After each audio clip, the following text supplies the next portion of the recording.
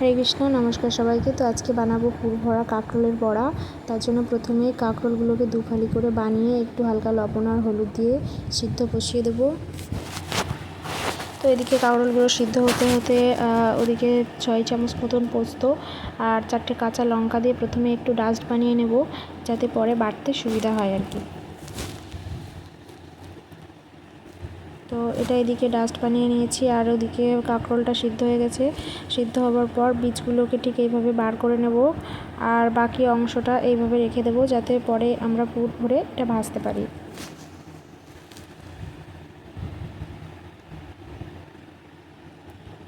তো এবারে এই কাঁকরোলের বীজগুলোকে পোস্তর ভিতরে দিয়ে এটাকে একটা এরকম পেস্ট বানিয়ে নেব।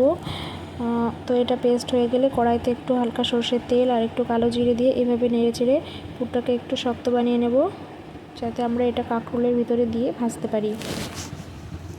তো এই যে এইভাবে কাঁকরোলের ভিতরে আমি পুরগুলোকে ভরে নেব।